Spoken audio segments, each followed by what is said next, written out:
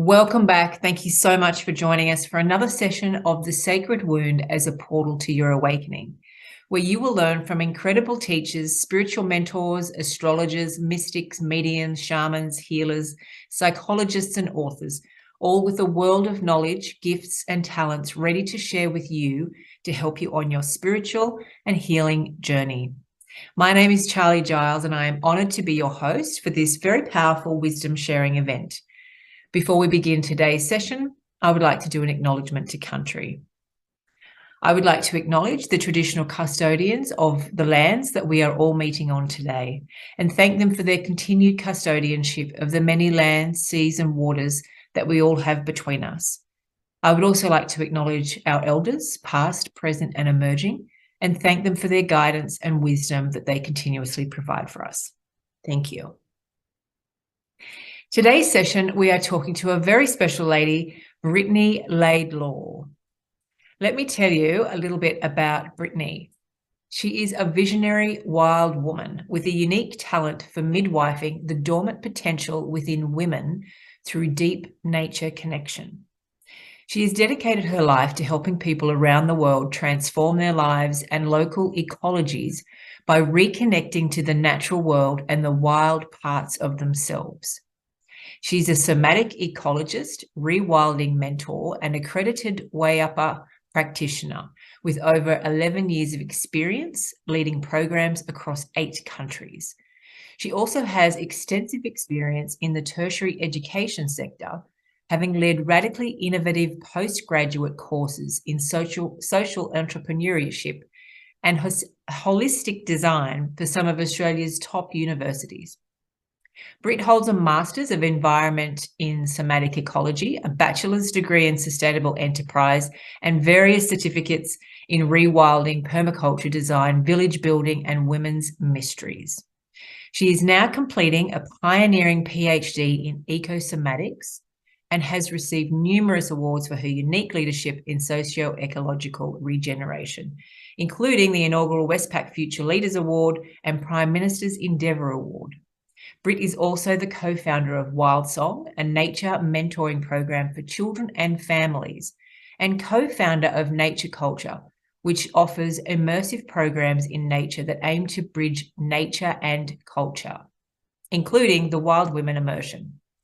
Today, her work primarily focuses on guiding women through the EARTH framework, an experiential map for entering into conversation with soul and nature based on her PhD research. Brittany passionately describes this framework as the feminine path of rewilding. So please welcome Brittany Laidlaw for today's topic, the EARTH framework and the feminine journey into purpose. Welcome, Brittany. Thank you. Thank you so much for having me. And what a juicy topic. This is like my life's work. So it felt very, very poignant. Yes, well, I was very cool to invite you. So I'm so glad that you could make time for it. I think probably the best way to dive in, especially after, reading your bio and your experience and what it is that you love diving into, the best thing is probably to have a bit of an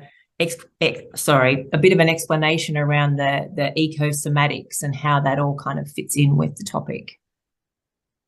Perfect. So I'm currently doing my PhD in a topic called ecosomatics, and how I came to that was a very, very long journey that was really, like, if I was to summarize it, it was just a remembering.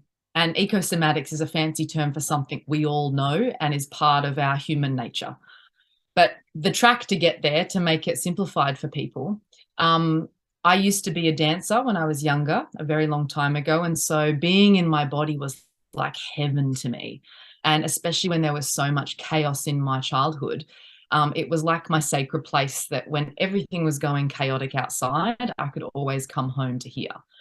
And that kind of traveled out throughout my whole life. I did the whole pursuit into becoming a performative artist, but ended up not doing that, mainly because I needed to escape Australia at the time once I kind of graduated high school and did a year out of high school. And I always thought I would come back to dance. I always thought like it was my path, but I didn't end up doing that because for many, many reasons. And I dove into nature connection work because I moved overseas. I became a canoe and kayak guide. I was guiding people in nature, and I was like, what is this thing? And I've always been connected to nature since I was a kid, but it really put it at the forefront. And I think more than anything, it was very healing for me after such a traumatic experience growing up, and also the grief that I hadn't yet acknowledged for my lack of dance in my life that had played such a huge role.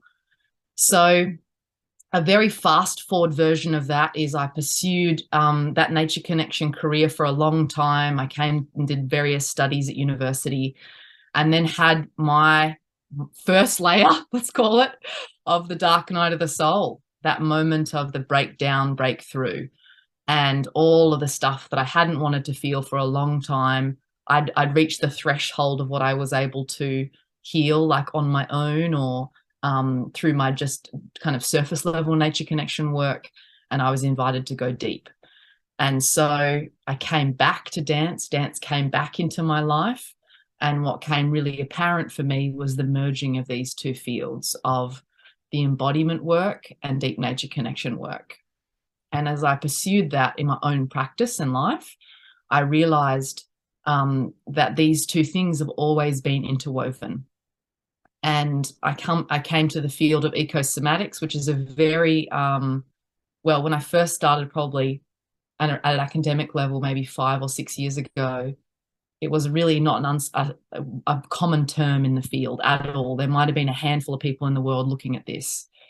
However, this thing has existed, this convergence of embodiment and nature connection work has existed forever. And thankfully, I had a very powerful mentor and friend, Jamie Marlu Thomas, who created the modality called Wayapa work.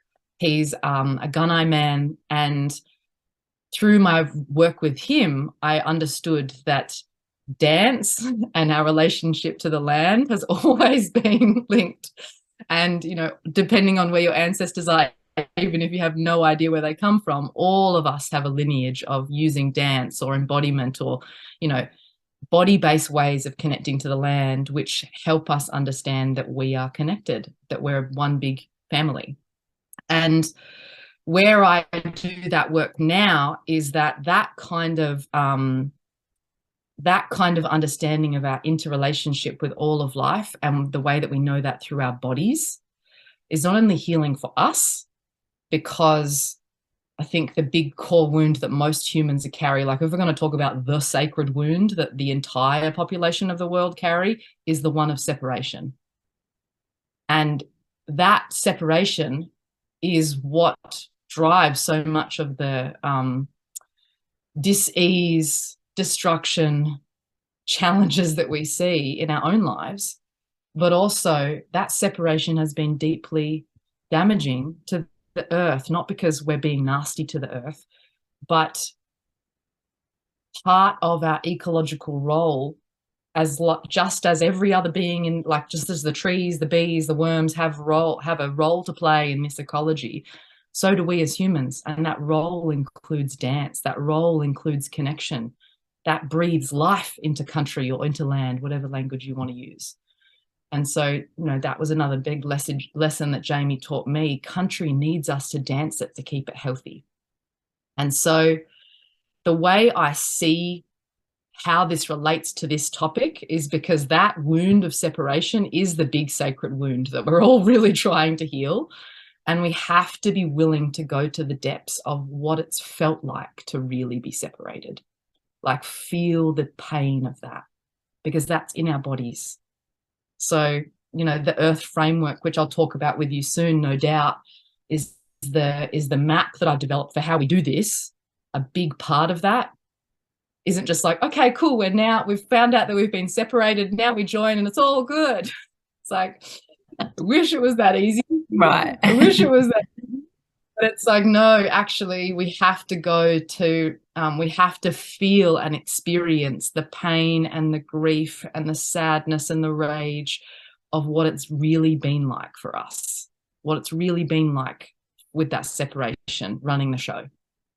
And experience that in our own bodies, experience that in our own little microcosm of our life, whatever that's been in our life personally with our personal issues. And then we kind of clear out all the channels to then open ourselves to connection, which, trust me, when that's cleared out, like, we think we're connected because we, you know, maybe have a garden or something, which is beautiful, like, no doubt. But the level of connection that is possible for, like, life to be pulsing and moving through you instead of, you know, this mind leading the show, it's beyond what most people believe is possible, but it is the thing that our soul craves. Like, we crave to come home. That's home to us. So yeah, that's the world of ecosomatics. And what I do, and the academic way of describing that, is merging the field of deep ecology, which is that field of knowledge that understands we are interconnected with all of life, and somatics, which understands the body as a source of knowing, a source of wisdom. It's nature's genius embodied in us. And so ecosomatics uses or understands the body as a way in which we know, understand, and importantly, practice our interrelatedness with all of life, that deep ecology perspective. So that's a relatively swift summary. But that makes, I love that there's actually even an academic version. But there's so many things I'm resonating with. I know for myself, nature is the same as a very, very deep connection. And I can tell when I've been out of it for a while, it's like I can't breathe, because I'll step into nature and it's like I'm taking a whole big breath again. It's like my soul just lights up. It's such an incredible feeling. And I know that in some of the experiences that you do that I've seen in your programs, where you connect with nature in a whole different way. Can you talk about that on another level? Yeah, totally. So I think there's a level of nature connection which is really beautiful for our lives, in that we might go for a walk, we might have a favorite spot that we visit, and you know, we might take the dog for a walk, for example, and those are really beautiful things to have as part of our lives. Creating a garden, and then there's kind of like a deeper layer where, instead of seeing nature as something out there that we go to visit, we understand that we are part of nature. And there's practices that I offer, and I'm sure that there's many, many more, but this is just the pathway that I walk and the way I share it, is that there's ways that we can enter, which, instead of seeing that we're going to nature, that crack us open and help us remember that we are it. And I do that a lot through bushcraft skills and survival skills, but I do that in a very different way to, I think, that's been popularized. So a lot of the bushcraft work in the world, particularly coming out of places in the States, not always, but have been like commando, man versus wild, like Bear Grylls style, which is a lot of fun. But it's like combating against nature. It's like survival against nature. And yes, people say, oh, I'm really connected in that way, like I know how to survive. But really, it's actually this big, like, pushing away instead of drawing it close. And so the work that I do, I call it the more feminine way, because instead of combating and conquering, we're surrendering to. And so when I teach bushcraft skills, a lot of the skills are the same, like creating fire by friction or building shelter. But for example, when we build a shelter, as opposed to, you know, maybe be tearing down the forest or whatever, there's this reverence for, like, okay, having conversation with the trees and actually asking for their protection and which trees want to be part of this shelter that I'm building. And when women build this shelter, they're consciously understanding that it's like a womb of the earth. And when this is something we've lost in our modern culture that I talk a lot about when I speak to the women about this topic, is that traditionally, no matter where your ancestors came from, or no matter what your culture was, there was some form of rites of passage work that was in place. And that first rite of passage, apart from birth, would take place when a young woman first bleeds. Now, in our modern day, there's some people that definitely still practice that or are vitalizing that practice. But in our modern day, for a lot of people, and for particularly a lot of women who are maybe in that, like, of the last 50 years, maybe even 100 years, there's been no acknowledgement. And that in itself is the rite of passage. There's been no reverence for what that means for a young woman in her life. And that's, of course, has another symbolic meaning for young men in the rites of passage they go through during that point. But I'll just stay with the women for now. During that rite of passage, when she would first bleed, she would no longer be a child of her physical mother. And instead, those rites of passage ceremonies in which she would potentially go and bleed on the earth or gift her blood to the earth, it was a ceremony to acknowledge that she was transitioning from being a child of a human mother and being a daughter of the earth mother. And that transition was a transition into adulthood in which she was a daughter of the earth and therefore a caretaker or a custodian of that, just like how you would care for your family. So when women build this womb in the earth, when women build this shelter, this survival shelter, instead of having this perspective of like, all right, nature's coming for us, we got to like protect ourselves. It's like, wow, imagine if you could have the opportunity to literally craft your own womb to be reborn and create this ceremony for yourself that maybe was never had. So you could actually return to the womb, which when we build the shelter, there's a particular shelter that we build. It's called a debris hut. And it's only big enough for one person, and you have to kind of crawl in, like it's like crawling into the birth canal, and then crawling out of it in the morning. And there's no light, and you can't really move around, and you can definitely feel like the walls of the shelter like pushing in on you. And the stories that I've heard from women sharing, that all say the same thing. They're like, I feel something happened in there. Something happened where, they had a very opening experience. But the result, no matter what their own personal journey was, is they said, I feel like I was reborn. Something happened to me there. Something got rewired and opened up again. And that's one example of some of the skills that we offer, that instead of having this kind of combative commando approach, is we actually let nature in, and we allow it to transform us instead of pushing it away. And we do that with fire, we do that with weaving. There's so many different examples of it, but these are some of the tools that I use and how we do it. Yeah, I love that. Yeah, and women just walk away consistently. They're like, my life has changed. I can't believe. And it's not that they learned something. I love when they say things like, it didn't feel like, being an empty cup and then being filled with all this stuff. It was like, oh, you just reminded me of what I've known for a really long time. Right, because ultimately our soul, we do know these things, right? So it's all about remembering. We do. It's a very big remembering journey. It's just like activating the DNA. And once it wakes up, it's like, oh yeah, where have I been for the last while?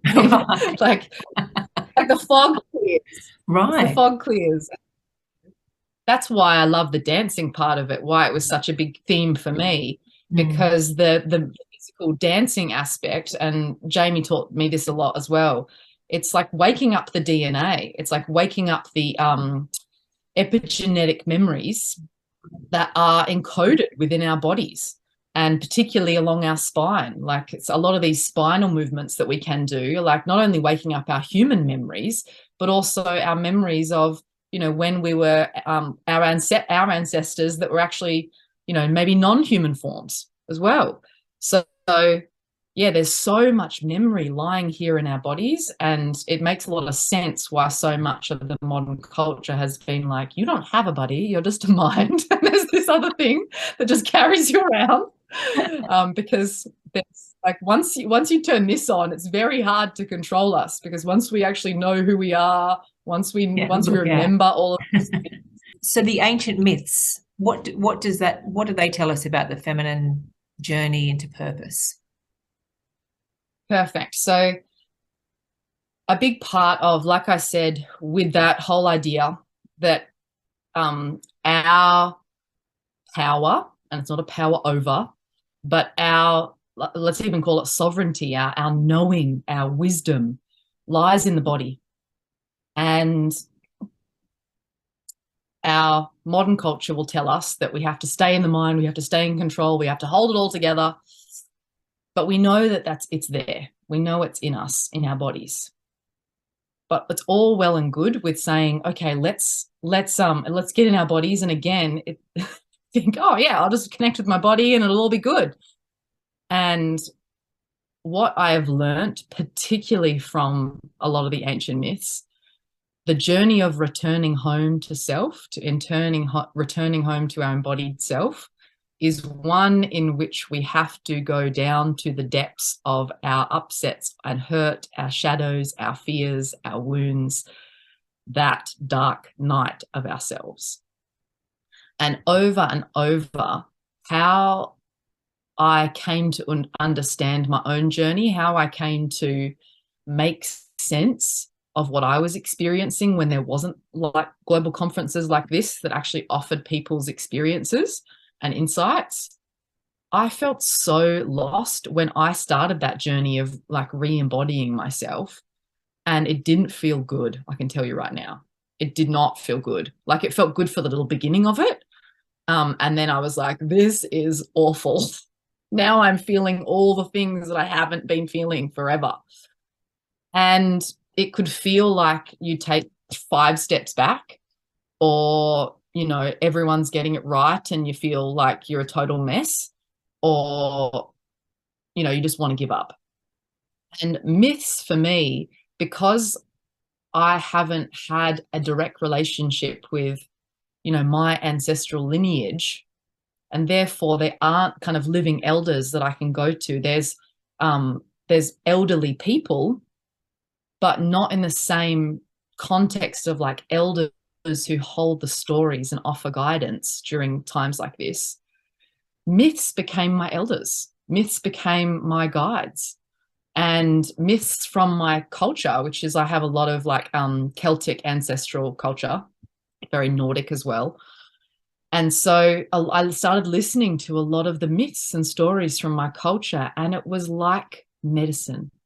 It was like a sweet relief, understanding that I was undergoing something that was so universally true and so ancient.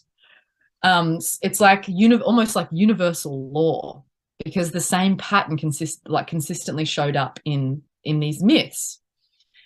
And I knew it to be true from my own observation from the natural world, in terms of this pattern that we undergo as we're, you know, transitioning through this journey of awakening. But when you're in the thick of it, it's still like, oh, what's going on? What's happening? And so what I learned from myths is saying, no, everything that you've learned in nature, that everything cycles, and there is a pathway. There is actually a map to this thing. There's a map to this path that you're walking. There's a map to this that you're undergoing. And it's written right in front of you in nature. And it's reminded to you here in all of these myths. And what they consistently say, which I've now distilled into what's become the Earth framework, which is the pillar or the pillar path or framework that I use to guide all the journeys that I run, and what I've put in my research now, is that just like let's use the cycle of, let's say, one natural item. And we'll use the sun, because in the principle of dark night, it'll make a lot of sense. Yeah. So the sun rises, that rising energy, we feel that youthful energy correlated to spring energy. It's the kind of energy of our youngness, our youth, our childlike joy and exploration. And then the sun reaches the peak point in the sky, and it's the busyness, it's the productivity, it's the out in the world, it's the, you know, chasing success, it's like kicking the goals, it's the fullness of life. And then the sun begins to set, and we reach that reflective time, which is that sunset, and we can feel that there's a descent going on. We can feel that something's opening and changing in us. We feel that we're approaching maybe a transition time. And then as the sun reaches down, we move into the dark night. We move into the darkness where things speak in symbolism, and there's shadows, and we can't see very far, and it can be confusing and it can be scary, and that's when our imagination runs wild. And that same pattern is also, well, actually, I'll wind back. That's also when our dreaming occurs. When we're asleep is when our deepest healing in our body happens. When we dream, we get insights as to the next chapter of our day. If we listen to our dreams, if we understand the symbology, because the soul speaks to us there. And, you know, for those who are artists, often you'll know that you get woken up at like 3 o'clock in the morning with like really big information about, you know, the next piece of art. And or if you're going through grief, you know, sometimes you're woken in the night and that's when things hit you, or you stay up late in the night, and that's when you can access that deep crack open point. When, without myth or without my observation of nature, when I hit that dark night point, I was like, it's over. The dawn, the next day, is never coming. And what myth told me, it showed me the pattern, that's actually where you understand your greatest, where you get your greatest insights. That's where the deepest healing occurs. That's where you really meet and understand your power, because everything else is stripped away. Like when we're in that, like when we're in our sleep, we're not an identity. We're not a personality. We're not anything. We're just a being. And we come down to the core truth of who we are. And then we take that into the next cycle, and that becomes our gift. Then that when the dawn comes, we offer this understanding that we now have as a gift for the next day. So that is what I learned from really diving into myth. And some call that the journey of soul. That's the language that I use. But I think the more popular language is purpose. Oh, yeah. But the reason why I call it the feminine journey of purpose is because that more, let's say, masculinized journey of purpose is like climb the mountain, like conquer the thing. Yeah. Whereas in the feminine journey of purpose is actually removing all the things that aren't purpose. Yeah. And actually, it's like you don't have to find purpose. You have to remove all of the layers that you've got on top of who you are, your beingness. And that's what remains is your purpose. And what remains is just simply the way that life wants to move through you. And therefore that becomes the gift. So that's been like, myths have saved me, like in those moments. And I highly recommend them to people, because I feel like their stories aren't missing. I think that's why so many people are addicted to Netflix and all the things. Because stories are everything. Stories are everything. And it also makes you going, pay attention to the stories I'm listening to, you know? Yeah. Be mindful of the stories I'm constantly consuming about where the world's at, where we're headed. You know, I made on a side tangent, I made a commitment to myself not to watch any more apocalyptic TV shows or anything. So I thought, wow, what stories am I constantly telling my psyche that the world is screwed, that the apocalypse is coming? It's like, do I want to believe that? Yeah. I can have free will, but do I want to believe that is true? So yeah. Thank you for asking the question. I'm all about stories. Throughout this whole conference, it's been amazing how many people have brought up a medicine story that they either haven't told before or haven't told for a long time. And yeah, it's been really beautiful. And I think a lot to do with this theme of the conference itself is about recognizing that people do feel, as you said yourself, in those darkest moments, you feel so alone and so confused and so lost. And that's the theme of saying, we get it, you know, you're not alone. Remember that this is the time to connect.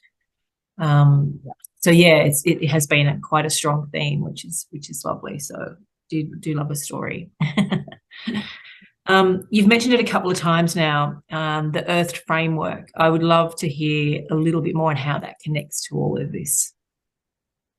Perfect. So that recognition or that understanding of the pattern language that nature speaks through and how that's reflected and or mirrored in myth is what really, and also my own learnings and journey throughout when learning more about women's myth, like women's work and just my own embodied experience of life.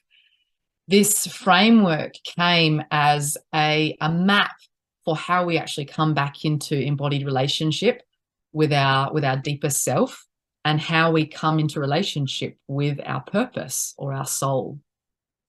And what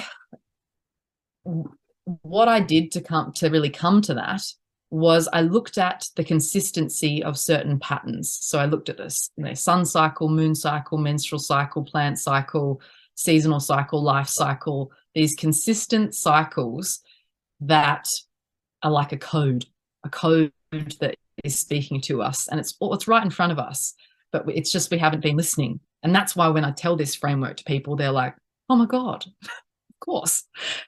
And what this framework does is acknowledges, yes, of course we, are seasonal creatures, or of course we're cyclic creatures of, yes, this path exists and this way of living in relationship to the patterns of nature exist.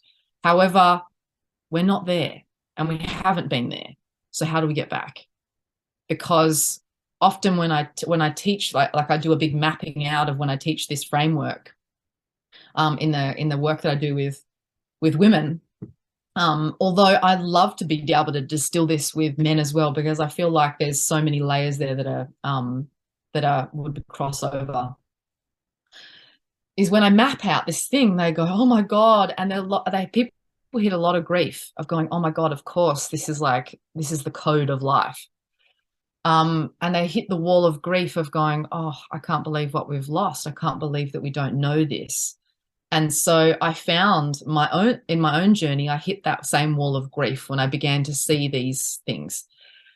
And I thought, well, acknowledging the first step, acknowledging that we're not necessarily there and being with the grief instead of rejecting it, of releasing it. And that's like on a little side tangent. That has been one of the biggest lessons in walking this work of that dark night and allowing it to transform, is not resisting.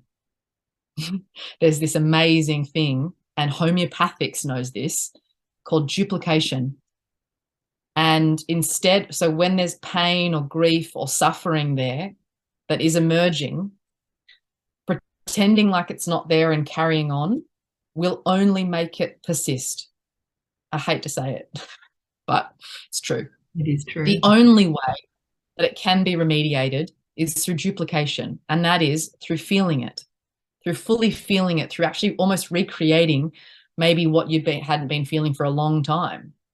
And in the duplication process, in that same principle of homeopathics, even, vaccinations use this. Like, that's where the original thought of vaccinations is, they give you a little bit of the disease or whatever, and so then it makes your own immunity. Obviously, things changed a lot since then, but homeopathics still practices this in that they give you a lot. They give you a tiny bit of, like, even an energetic dose of the poison, and that activates your own body system and it duplicates it and then it dissolves. So instead of running away from the pain of not having this be the way that we live our lives, I let myself fully grieve. And as a result of the duplication and the dissolving, what emerges is like the creativity underneath, the gift underneath, the pearl out of the pearl out of it all, the diamond out of the rough. And that diamond was this earth framework, and it was, okay, so we're not there. How do we actually get back there? Or how do we get back into a way that makes sense to where we're at now? And that was the earth framework. And it's an acronym, and each letter stands for a stage in the process on that journey of into purpose. And it follows the exact pattern that we see in nature and myth over and over again, in order for us to experience our wholeness, to understand our gifts, our deepest soul purpose, and to be able to offer that to the world. And it's a spiraling journey is also what I want to say, because one of the most challenging things that I've experienced on my journey is like when you go through one of these dark nights, when you go through one of the spirals, when you go through one of the cycles of these journeys, and you get the gifts and you go through that darkness moment, and you're like, okay, I've got my thing, I'm out, I'm ready. And then life takes you on another one, like not maybe right after you go through them again, and it can be like, oh my God, I thought I dealt with this, or yeah, exactly, or I was really good. And each time it's surrendering to the fact, okay, cool, this is actually the natural pattern. So even though when I teach the framework, we just go through one cycle, but it's really important to recognize that we go through this over and over and over again. And this is just familiarizing ourselves with it. And so the Earth framework is now in my PhD. I'm kind of studying, seeing if I can actually set this up as the first ecosomatic framework that has been published, and which is very exciting because ecosomatics as a field is not really very populated at all anyway. So having this be a framework that can then be shared with other people is really exciting. And I've kind of waited to be able to have that research, because I think in a world that's so populated with all different modalities and things like that, not that, you have to have the stamp of approval of the academic world for something to be valid, but it's even given me a chance to really test it and to really go, okay, like let's add some even rigor to this thing and give me time to really sit with this and contemplate it. And I'm glad, because there's bits that have been added to the framework. And the framework, it takes you through the journey of the beginning. The E and the A are like around understanding the way energy works. So it's like mapping the energy, understanding the way that beginnings work. A is allies. So we gain allies on our journey, any myth.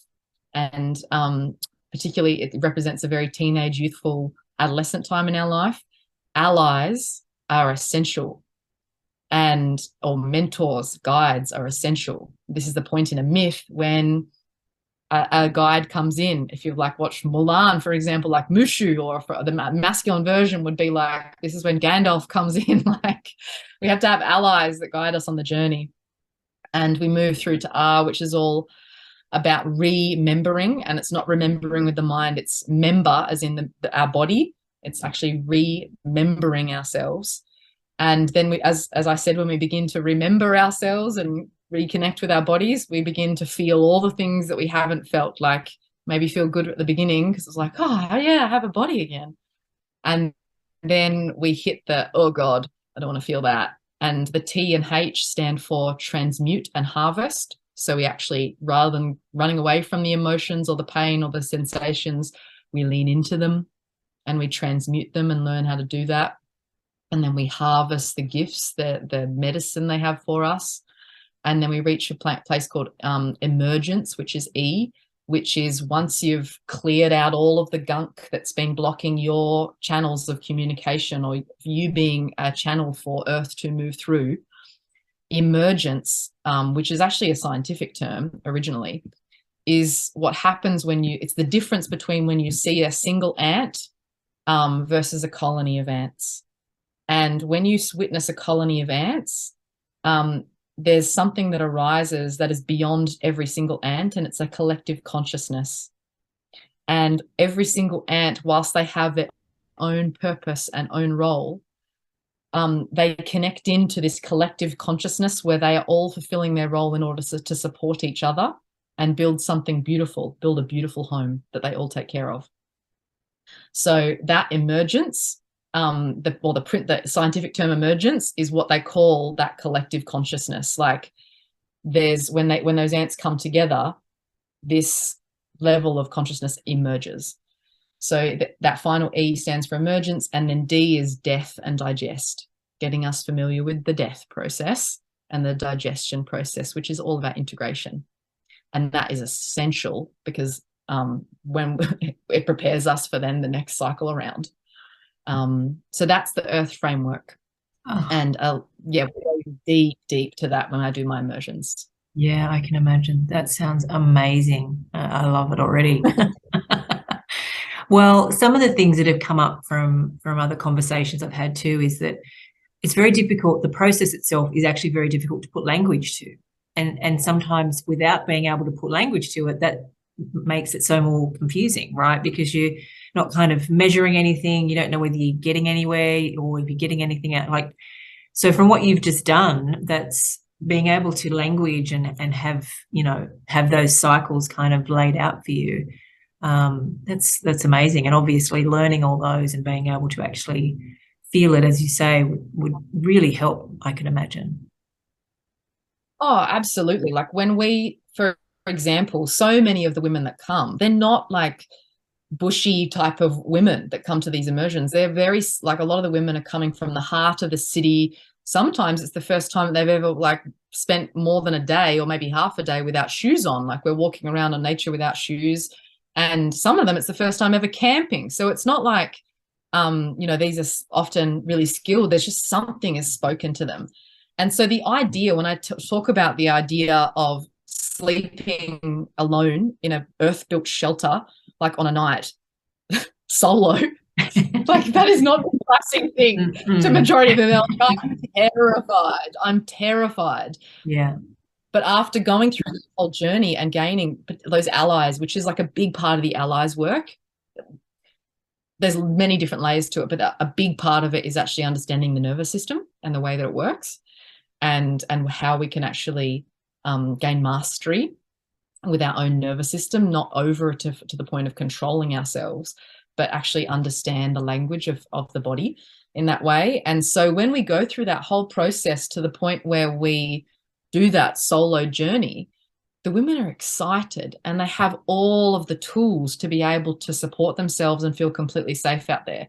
And the thing that, it's happened enough that I shouldn't be surprised, but it still makes me cry every single time, because the women who arrive are absolutely terrified of not only just being out there alone, but even just like, oh my God, I'm terrified of what I might experience here, even in the group, even in the camp. And when they return from their solo, sleeping out in the wild, in an earth shelter or with nothing else but maybe a wool blanket, the thing that they're so excited to come and tell me, they say, I wasn't afraid. I felt so at home. I felt so alive. I can't believe that I'm totally calm. And it's because they walked that journey. They walked the cycle and they prepared their bodies to go through that, to meet that dark night point, feeling totally resourced. And that's why I created the Earth framework, because I've been through that journey enough to feel like, man, there's got to be some other, like, yes, of course, there's no avoiding the going through the embodied experiences of emotions and stuff like that, but it doesn't have to be a crash course where the whole, the whole world burns down.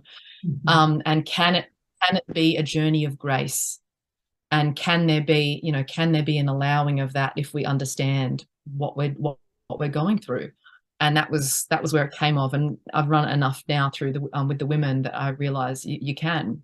And so I want other people to know about this.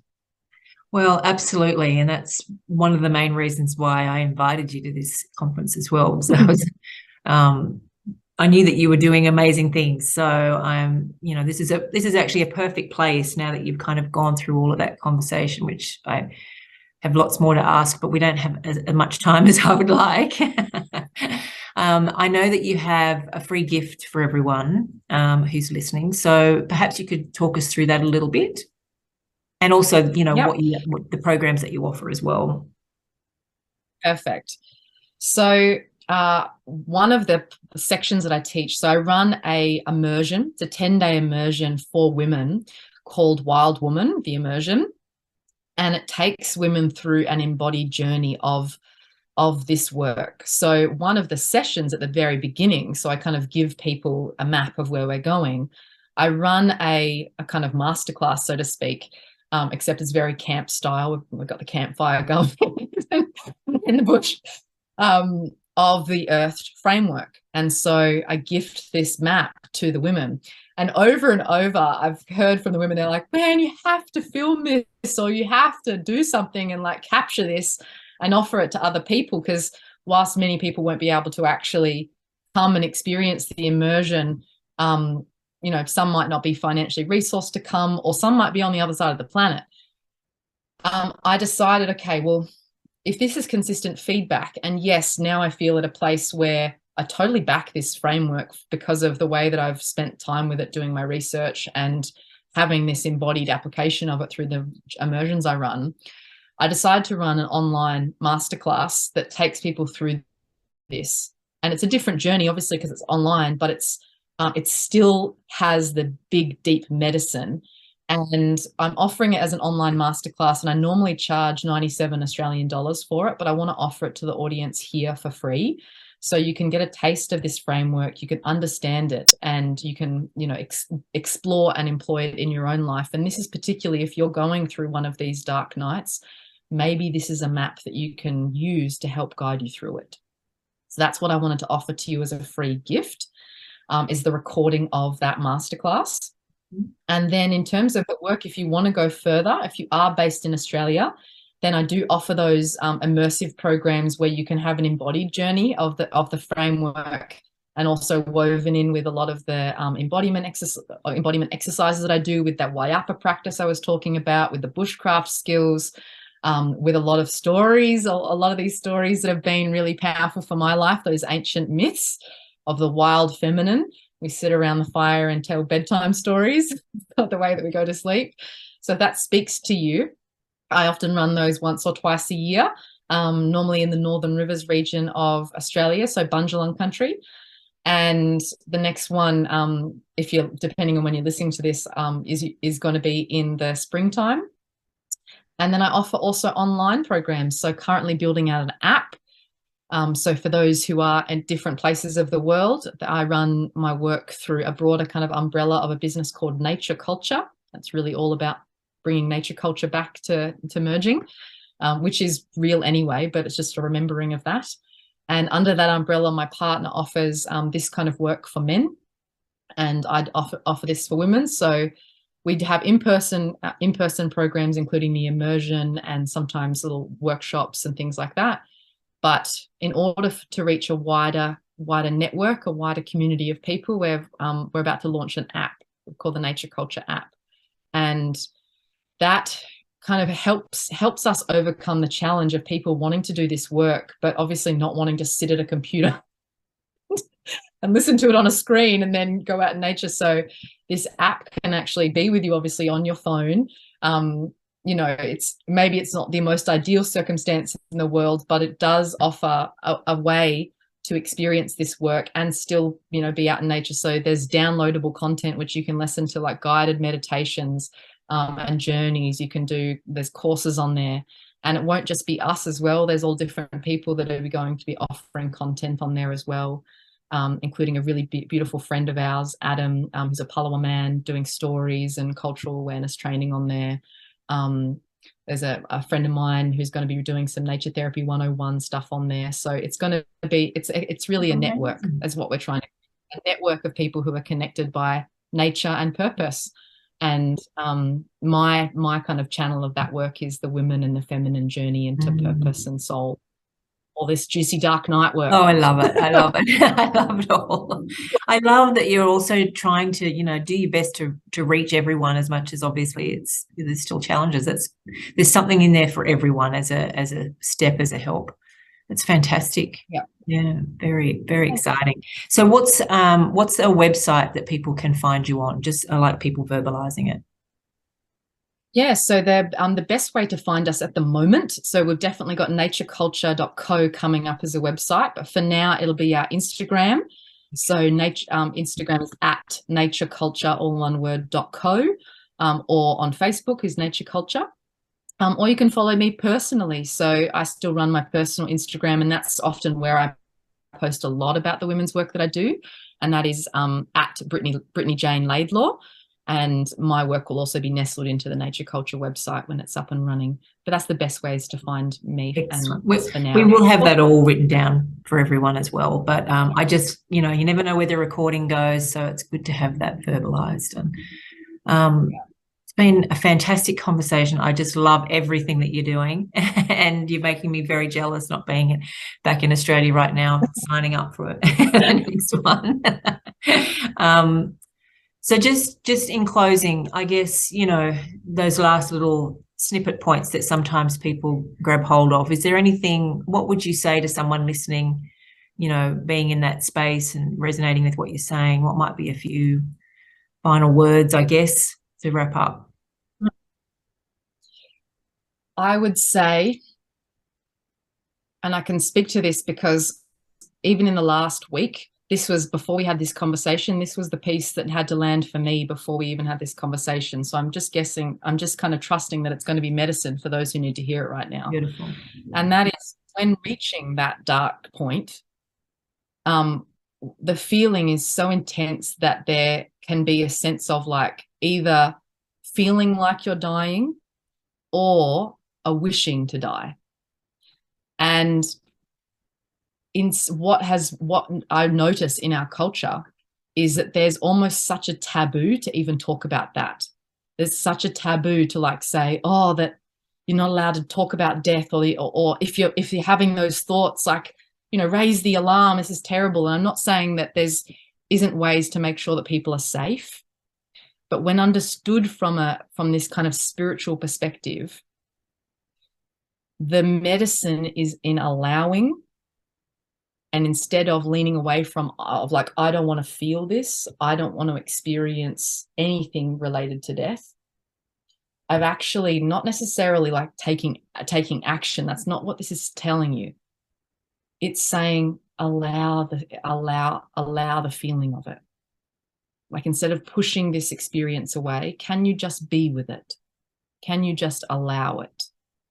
Again, because in resisting it and saying, I don't want this as a part of my human experience, I don't want this, you're spending so much energy and wasting so much of your life force on leaning away from the thing that is actually going to offer you the most healing and the most medicine. And it's actually the key to your liberation. Because in allowing this part, it releases all the energy that's been trying to keep it under wraps or trying to push it away. And underneath it is an incredibly abundant amount of life force energy, and is one of the biggest things. One of my teachers actually said to me, the hole you crawl out of, which you constantly try to avoid, the hole you crawl out of will be your greatest medicine for others. Because I can guarantee there's a lot of people in that same hole that are like scrambling, trying to get out. So that's the thing that I wanted to share is that the medicine of allowance. Because there's nothing wrong or bad. It's just an experience of being human. And that experience is why you actually, like, the lesson of that experience is why you came here to Earth. Like, why your soul chose to incarnate is for that exact lesson that you've been trying to avoid. Beautiful, beautiful medicine words. I'm so glad that you that you shared that part as well. That's very powerful. Yeah. Well, thank you so much. It sounds like a perfect place to end our conversation. Yeah, I really, really appreciate the work that you're doing. It's incredible. And I'm actually, I think the fact that you are doing this as a PhD as well, I know people have said, as you said, it's not always about the academia, but it does help. It does help to reach a different type of person as well, right? So yeah, it's incredible. I'll be definitely looking out for when you get that done. As long as that might take. I know they take a while, don't they? They do. I've actually gone on a little break just to give myself a breather and a place to reflect, because I've only got about 6 months. So I thought I'd just pause here before the final 6 months is usually quite intense with a lot of writing. So I thought I'll give myself a bit of to prepare for that. Good idea. All right. Well, thank you so much. And yeah, we'll probably talk again soon. I'd love that. Thank you so much again for having me. Yeah. Thanks, Brittany.